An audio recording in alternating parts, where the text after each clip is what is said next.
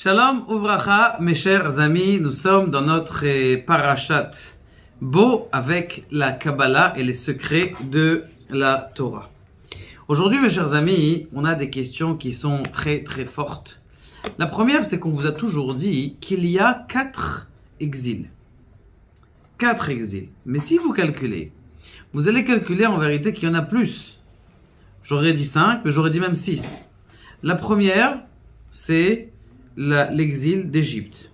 La deuxième, Babylone, Perse, Yavan, les Grecs, et celle actuelle, Rome. Mais on n'a pas fini puisqu'on a les explosions de nos chers ennemis qui sont aussi Ishmaël. Donc, comment est-ce que tout le temps, tout au fur et à mesure des Midrashim, de Yaakov, quand il voit les anges monter, il voit 4 anges monter, et le dernier ange qui ne veut pas descendre, a priori, Avraham Avinu, on voit toujours que 4 galouyot. Et en plus, on dit 4 galoutres, 4 exils, comme le nom de Yud Ke Vav Ke. Donc, quel rapport ici? Pourquoi est-ce qu'on ne dit pas qu'en vérité, il y a 6? Et l'Égypte, Babylone, la Perse, la Grèce et Rome, et en plus, Ishmaël. Donc, il y a ici un grand problème. Deuxième problème qui se passe, c'est que il faut essayer de savoir comment ça se fait que on appelle des fois les makot aussi otot. A priori, makot ça veut dire des coups. Et otot, ça veut dire quoi? Ça veut dire des signes.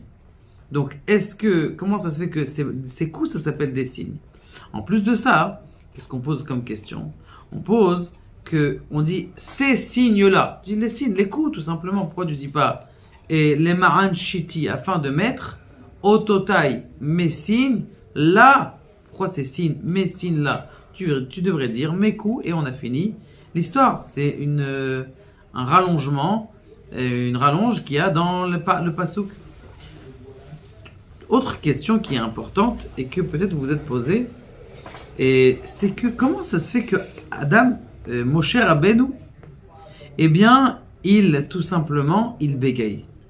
Il aurait fallu quelqu'un à la tête du pouvoir du Ham Israël, quelqu'un qui sache parler bien convenablement. Alors, c'est vrai qu'il y a la réponse du Ran. Le Ran, dans les Sichot Ran, il dit quelque chose d'extraordinaire. Il dit pourquoi? Il dit parce que je ne veux pas que tu crois, parce que c'est sa force de galvanisation, et sa force de parole, sa force de beaux discours, qui a fait en sorte qu'ils sont sortis d'Égypte et qu'il a réussi à galvaniser les foules. Non, il n'avait pas de force de parole et quand même il a réussi à ce que tout le monde soit d'accord avec lui.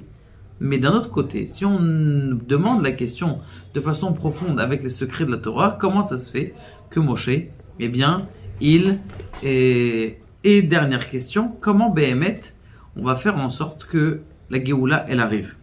Quel est le zéchout, quel est le mérite qui va nous faire en sorte que la Géoula, la délivrance, elle va arriver? Le Harizal, il vient dans le Sefer Alikoutim et il essaye de nous donner comment on appelle ça? Une explication. Alors attention, on monte un petit peu dans les... On dit que chaque exil, elle a une notion et elle a une nature qui est complètement différente des autres exils. Et si vous voulez faire ça, vous avez qu'à regarder dans la statue de Nebuchadnezzar dans Daniel.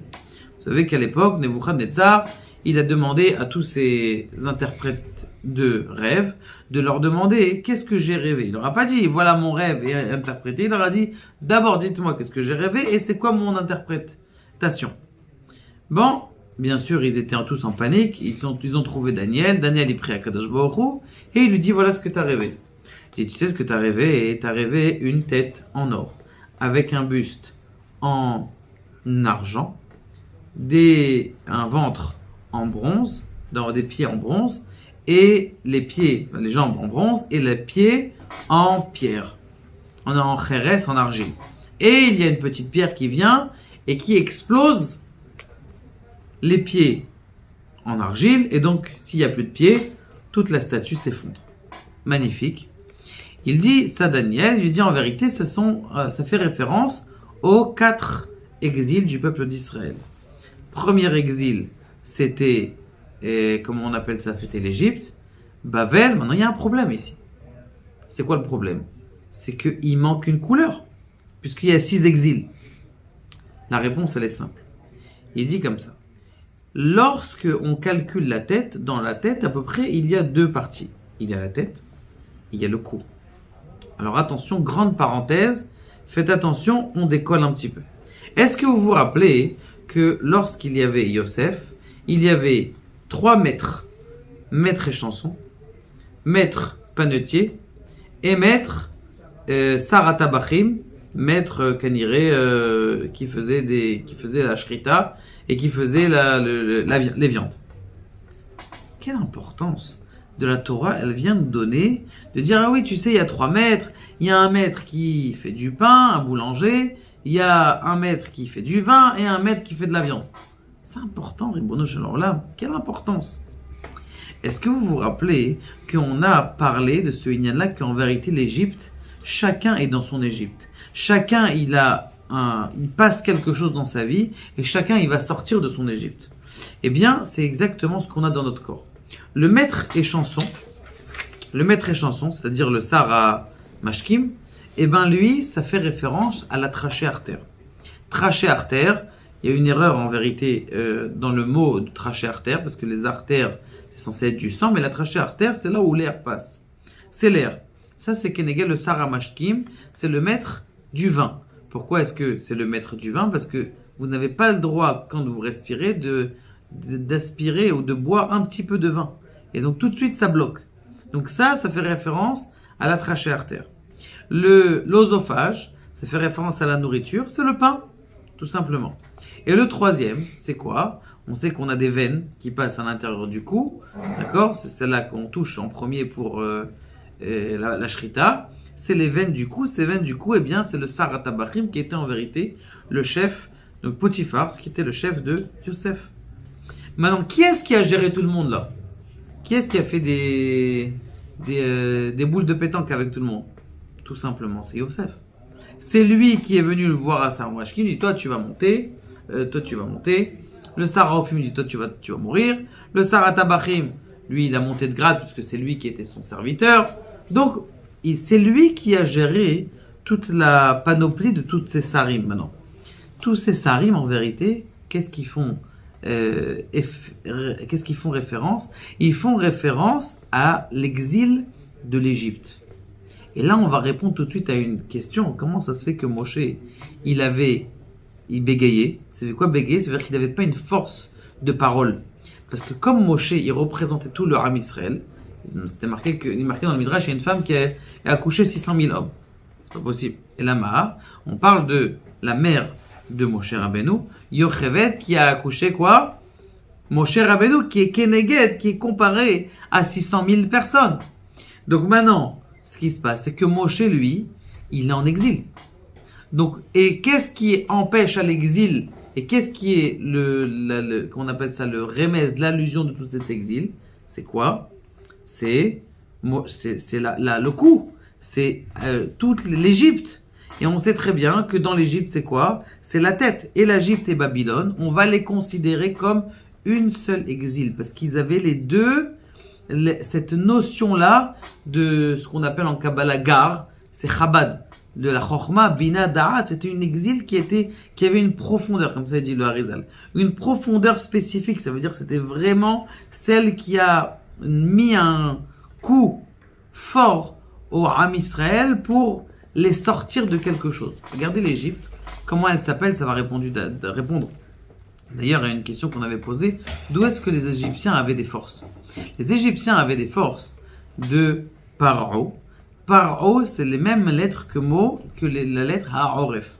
Ha'oref, c'est quoi? C'est le cou, la nuque. La nuque, c'est quoi? La nuque, c'est-à-dire qu'il prend des forces tout simplement, il vole les forces de derrière, comme Dracula. Vous vous rappelez? D'où est-ce qu'il attrape? Il donne un vent et il arrache. Et donc, c'est ça, le Paro. Paro, c'est toute cette exil qui est du dibour. Et maintenant, lorsqu'on va sortir d'exil, on va sortir la parole dans le dévoilement. D'ailleurs, il dit le Sichot Haran, il dit que Moshe Rabbeinu, il a guéri. Quand est-ce qu'il a guéri? Quand on a reçu la Torah. Puisque c'est marqué que tous les bras cassés et tous les pieds cassés, ils ont tous guéri. Alors Moshe Rabbeinu, puisqu'il s'était brûlé, il a guéri. Donc magnifique.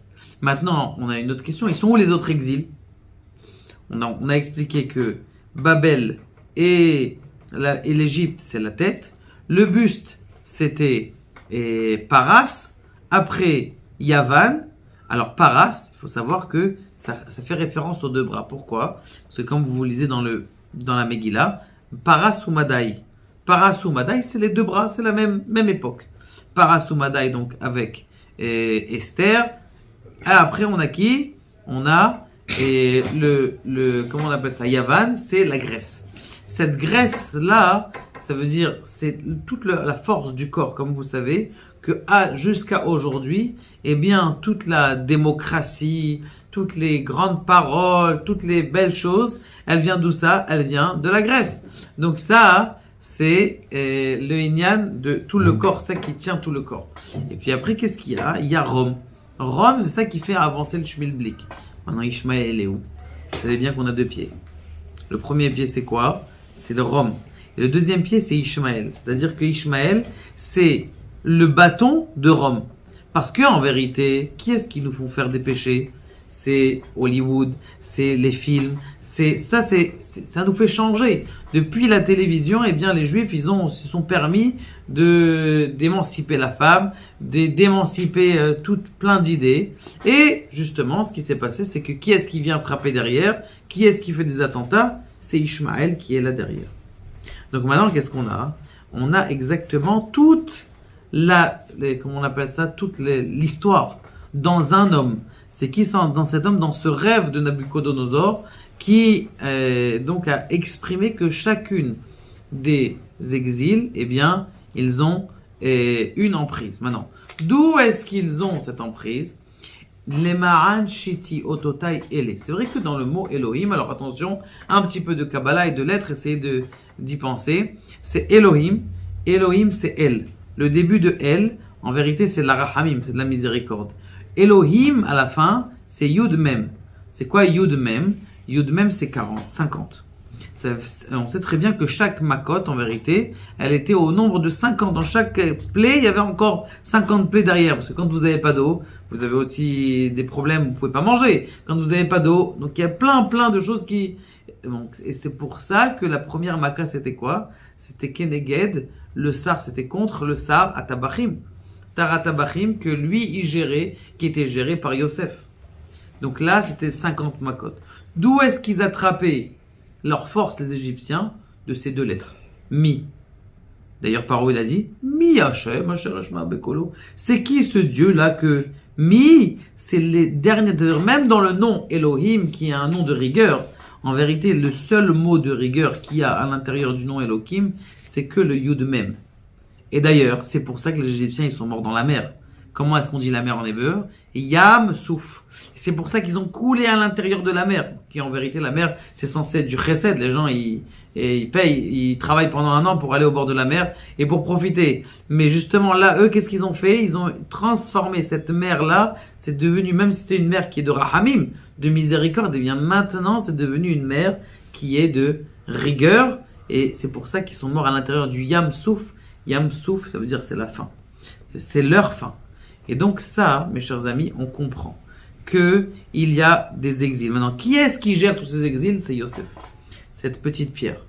C'est quoi l'exil de Yosef? Yosef, c'est le zéchout, le mérite de garder sa brite, de garder des tentations qui sont à nous. Quand est-ce qu'on va réussir à se garder des tentations à nous? Alors le Mashiach sera là. Be'ezrat Hashem, en comprenant tout ça, eh bien on comprend aussi le pasuk.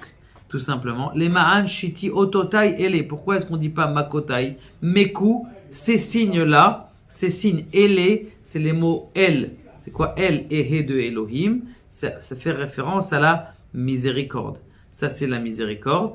Et en fin de compte, ototai, c'est pour te dire qu'en vérité, lorsque les Égyptiens ils ont eu des coups, eh bien les Juifs ils se sont renforcés dans la rachamim. Ils sont renforcés dans la splendeur de Dieu. Ah, Dieu, il peut faire ça. Il peut gérer la mer. Il peut gérer ce qu'il y a entre la mer et la terre, c'est les grenouilles. Il peut gérer Sfardé Akini, il peut gérer la terre. Il peut gérer après, au fur et à mesure, vous voyez qu'on monte. Barad, il peut gérer le ciel. Il peut gérer les sauterelles. Il peut gérer l'âme aussi, Makat Bechorot. Vous voyez qu'au fur et à mesure, donc au total, c'était non seulement des coups pour les Égyptiens, mais aussi des signes pour renforcer le Ham Israël, pour renforcer les Hébreux de la Emouna, qu'Akadosh Baruch Hu, il gère tout. Si on comprend ça, qu'on a cette Emouna, et on a cette force de se battre contre la tentation, eh bien, le Mashiach est vraiment à nos portes. Baruch Adonai, Leolam, Amen.